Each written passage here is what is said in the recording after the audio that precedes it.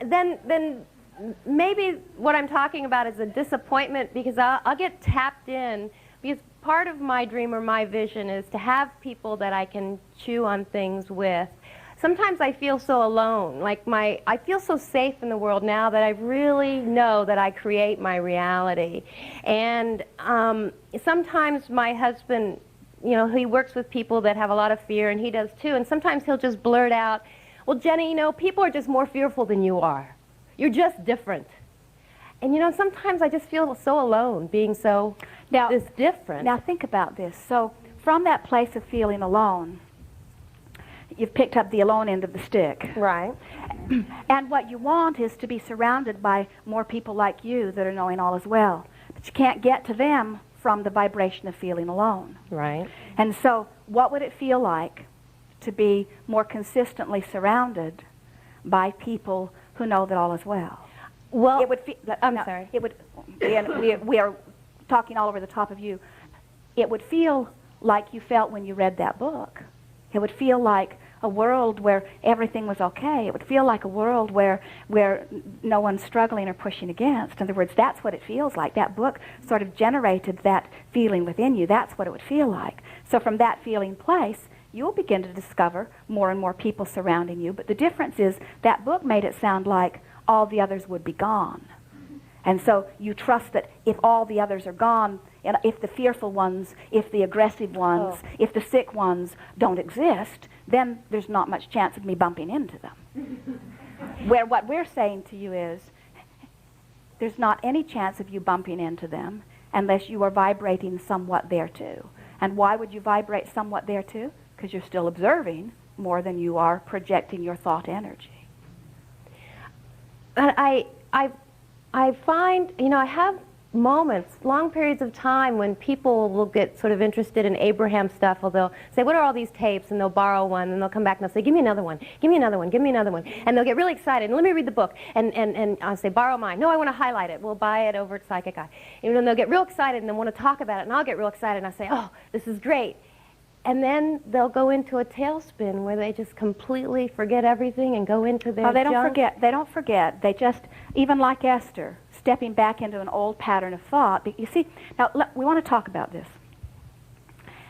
When you understand this idea of holding a thought for 17 seconds, and then another thought like it comes to it, and when those two thoughts coalesce, now you got a bigger, higher vibrational thought. And now that thought will attract another thought like it. And then that thought will attract another thought like it, until that's what a stream of thought is about. It's a stream of consciousness. Well, as we said earlier, there have been a lot of people that have pushed against a lot of things. So have you ever stood on the bank of a river, or better still, floated in a raft down a nice wide river, and seen a little piece of driftwood floating? And sometimes it will get into a part of the stream where the current is not carrying it, and it sort of just sits there, and then eventually it will catch a piece of the current and off it will go. Well, the vibrational current that you all live in this physical realm is a bit like that. It's like this wide stream that has lots of different currents.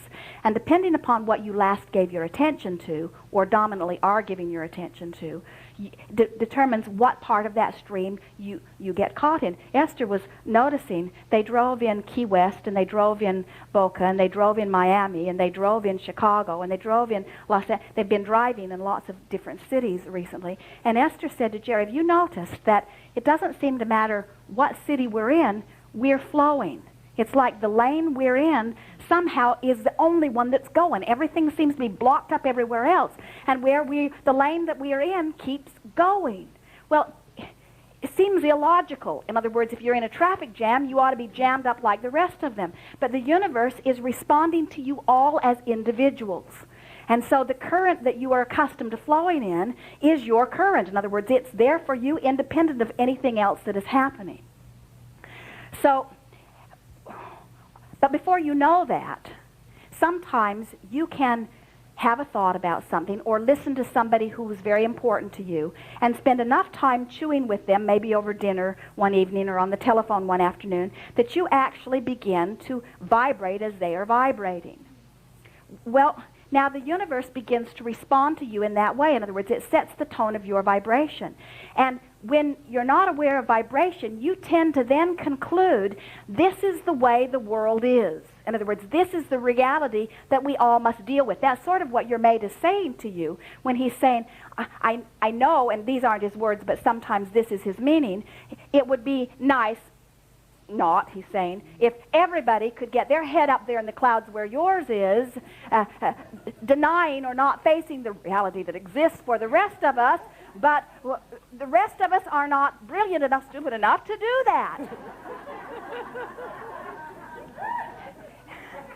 In other words, it is somehow satisfying to believe that I don't have a choice in this. Esther said to Jerry the other night, coming home from this meeting so frustrated, she said, I would have appreciated it if you would have said something at the meeting. And Jerry said, I'm sure my words would have been every bit as helpful as yours. In other words, these words don't help. You see, there isn't a monster out there controlling your experience. And in the moment you remember that and stop fighting the monsters, even though some of them feel pretty real, even though some of them are very real, in the moment that you stop pushing against them, you catch a current that takes you to where you want to go. That's why some say let go, let God, or relax. Release desire is what many teach. And we know that's their way of tricking you into not having any more resistance, because it is not possible for you to release desire. You are here full of desire.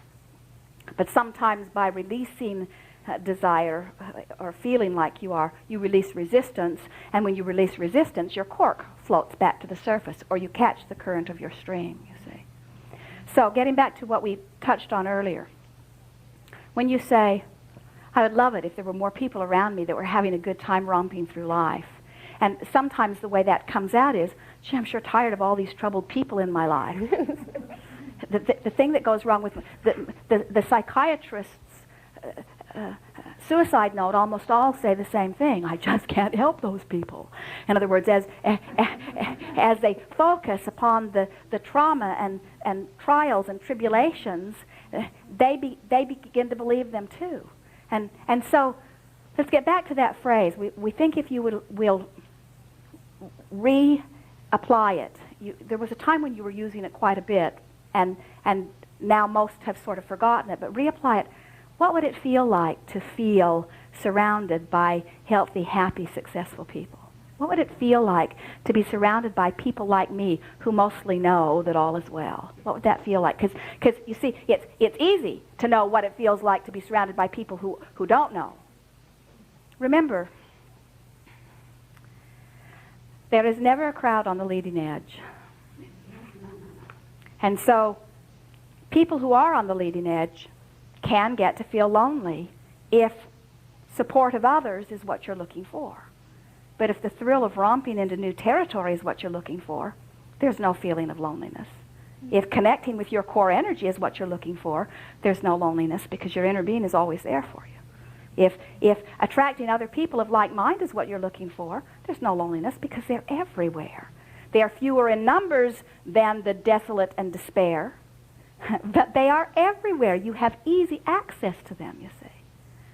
Last night, Esther and Jerry were at the grocery store next door, and a woman going through the line ahead of Esther caught Esther's eye for no obvious reason.